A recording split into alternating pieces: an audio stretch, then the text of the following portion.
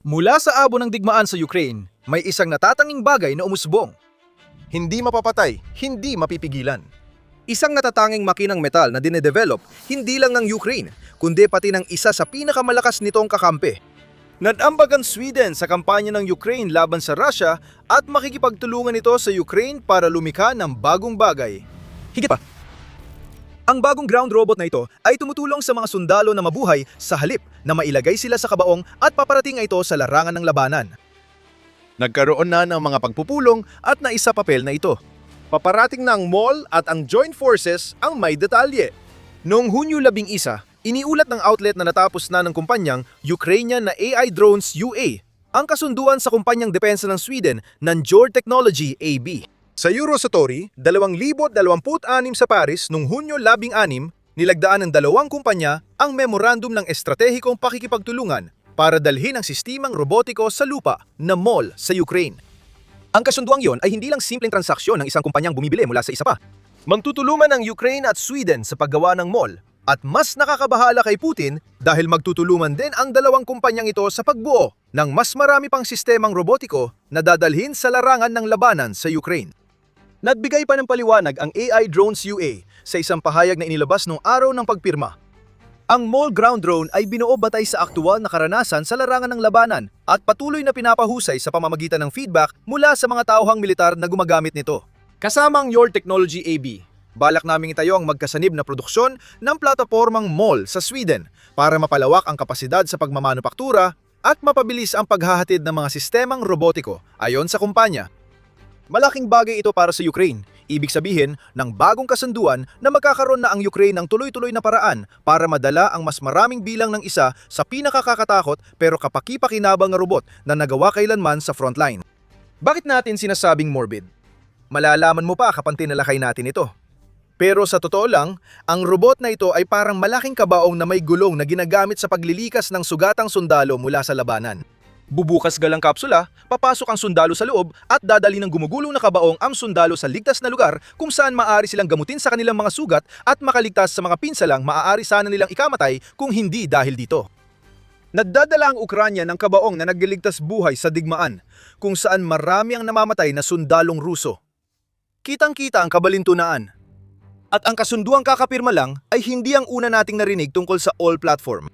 Kahit nakasali na ang Sweden sa produksyon, mga espesyalista mula sa unang hiwalay na batalyong medikal ng Ukraine ang lumika at unang nagdala ng robot sa digmaan.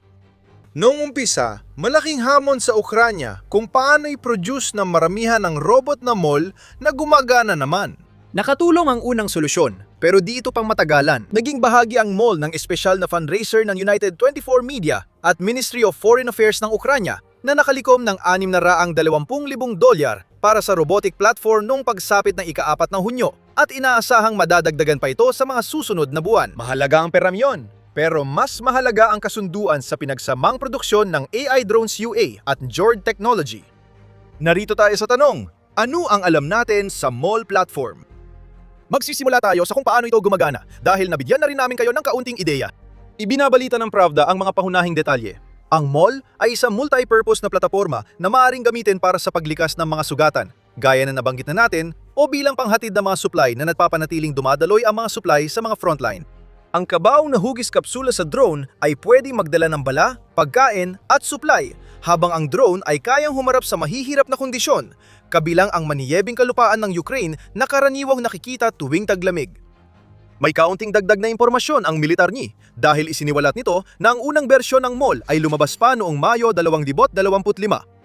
Noong panahong yun, kaya ng MOL tumakbo ng 70 kilometro bawat oras at binisenyo ito para makayanan ng pinsala habang umaandar at maprotektahan ang kargamento sa kapsula.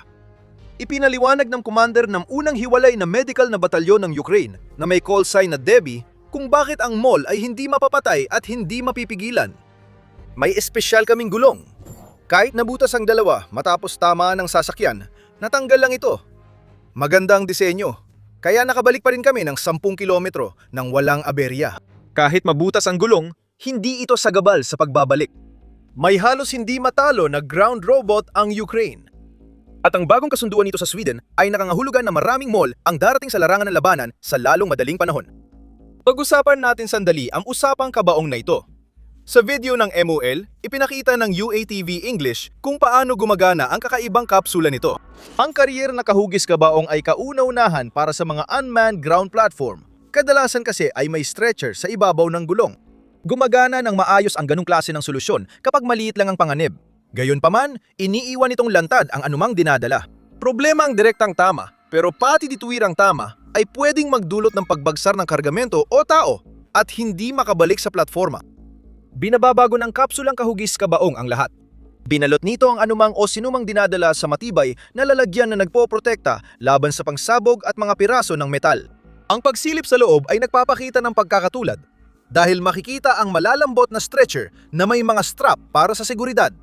Sana hindi na kailangan ang ganitong strap sa kabaong, pero magagamit kung magkaroon ng zombie apocalypse. Nalilihis na tayo ng usapan. Nagpapakita ang UATV video kung paano gumagana ang mall. Nakatago ang control system sa isang panel para buksan ang drone. Pagkatapos, lahat ay kinokontrol gamit ang remote na parang sa RC car. Isang pares na maliliit na lever ang ginagamit para sa pagpipiloto. May parking mode, wheel lock, reverse mode ang mall, at kaya nitong gumalaw ng mabagal o mabilis. Mahalaga ang kontrol na yon. Ayaw ng Ukraine na ang robot na dapat magligtas ng sundalo ay gumalaw ng sobrang bilis at magdulot ng aksidente. Ibinunyag ng sundalong nagpapakita ng mga kontrol sa video ng UATV na ilang buwan pa lang siyang nasa unit na nagpapatakbo ng robot at natutunan na niya agad lahat ng kailangang malaman tungkol dito. Maganda yan! Mas kaunting oras ang kailangan para matutunan, mas mabilis na magagamit ng mga operator ang mall sa labanan para makapagliligtas ng buhay. Ang mall ay may modular na arkitektura rin. Ibig sabihin ay madali itong iangkop sa mga partikular na misyon kapag kinakailangan. Dagdag pa, ang malalaking gulong na ginagamit sa plataporma ay tinitiyak na kaya nitong harapin ang karamihan sa mga uri ng lupain.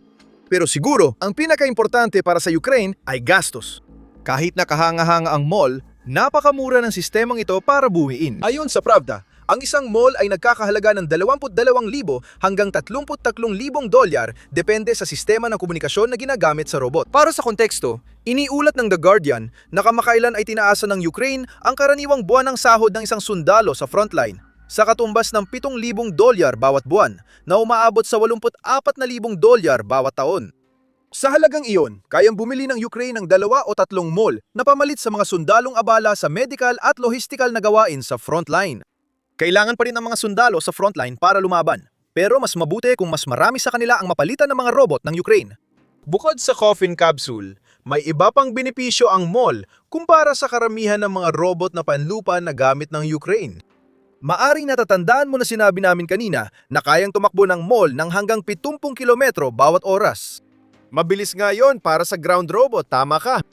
Ibinunyag ng UATV na karamihan sa mga ground robot ay umaabot lang na hanggang 35 kilometro bawat oras dahil gumagamit sila ng dekuryenteng makina.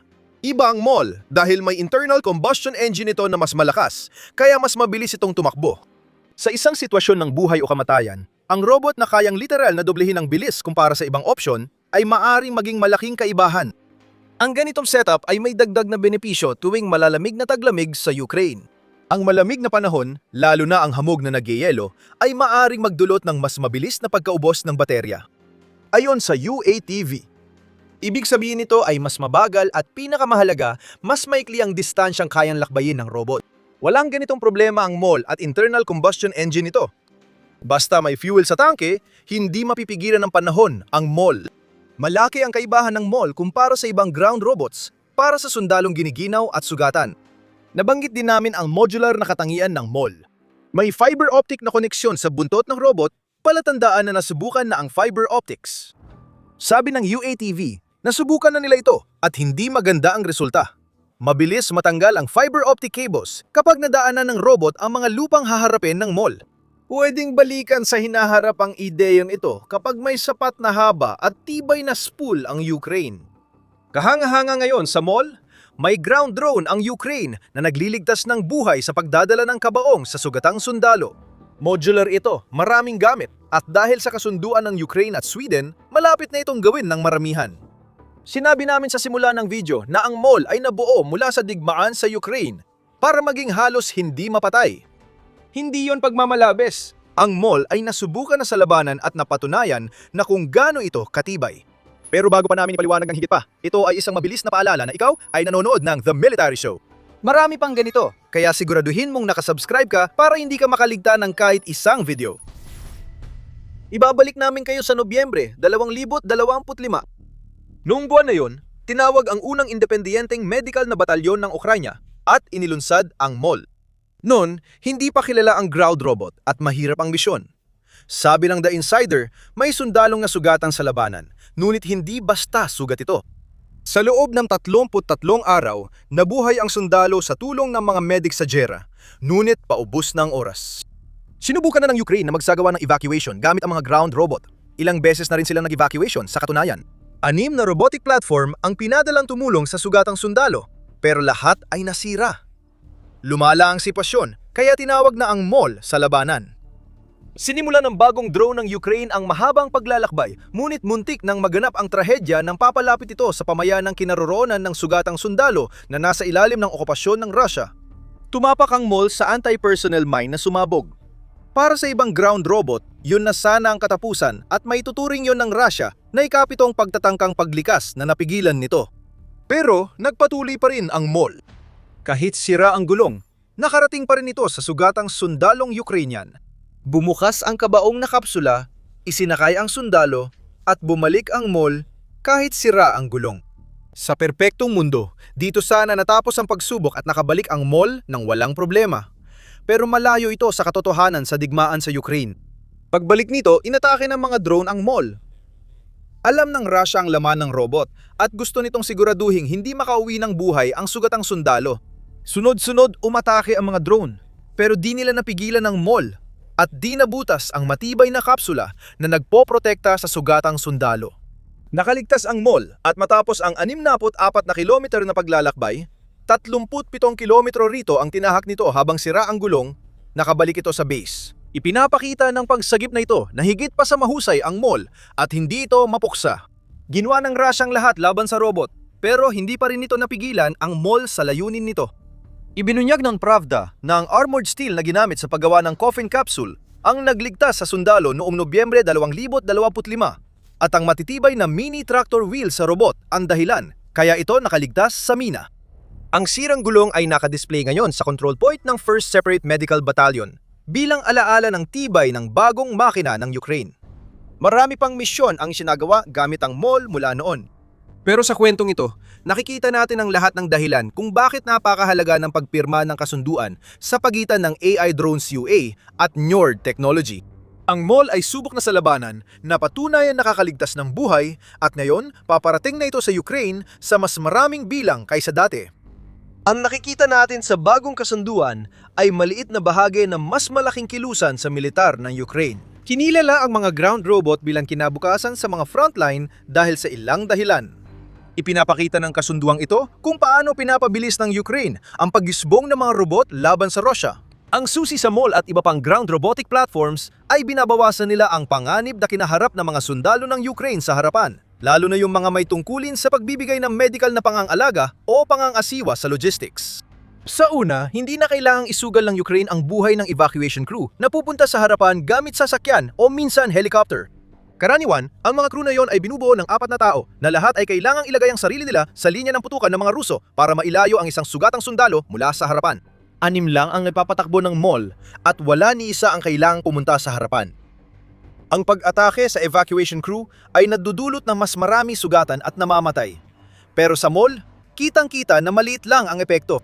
Sa kabuuan ng robotic platforms, nakatulong ang ground robot ng Ukraine sa pagliligtas ng maraming buhay, direkta man o sa pagpapanatili sa mga sundalo na malayo sa mismong labanan. Napansin ng Modern War Institute sa West Point noong Marso na ayon sa General Staff ng Ukraine, nakabawas ng hanggang 30% sa kaswalti ng tauhan ang paggamit ng ground robots mula nang ipakilala ito sa militar.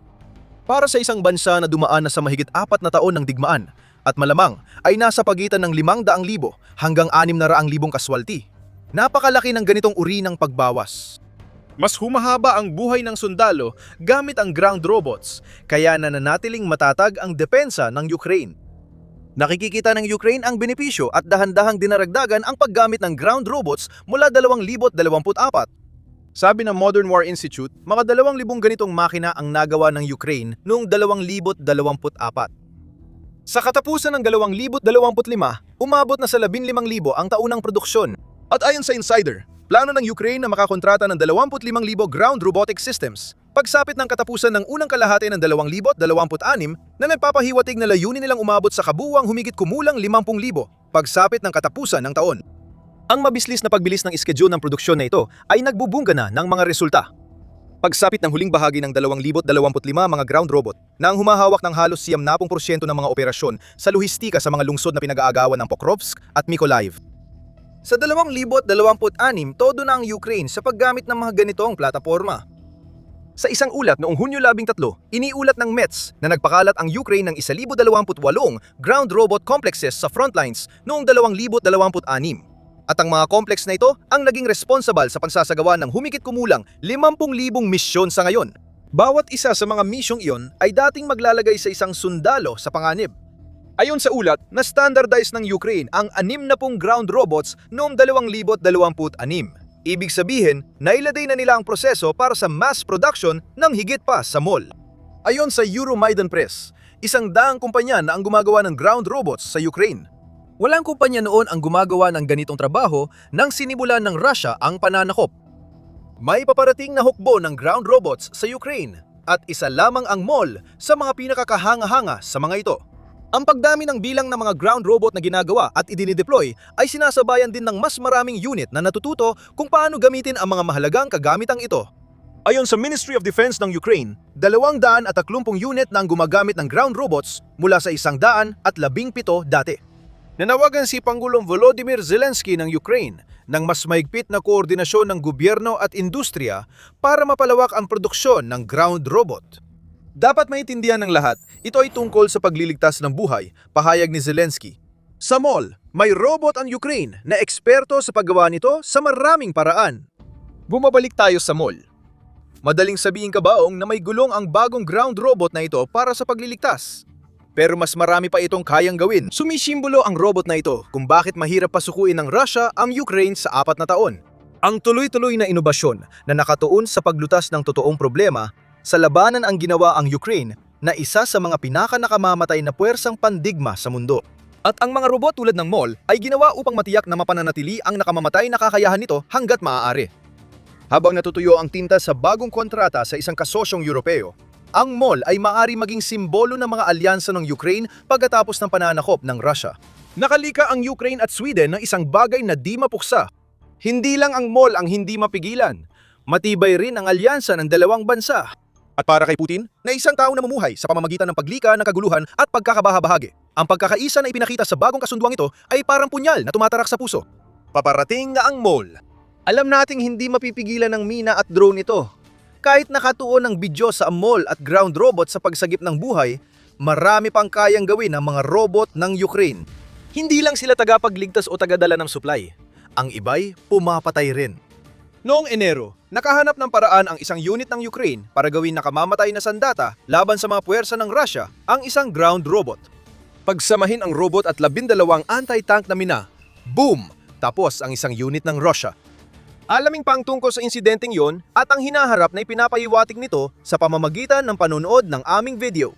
At kung nagustuhan mo ang video na ito, huwag kalimutang mag-subscribe sa The Military Show para hindi mo mamiss ang aming mga pagsusuri tungkol sa mga pinakabagong kasunduan at inobasyon ng Ukraine sa larangan ng ground robotics. At maraming salamat, gaya ng dati, sa panonood.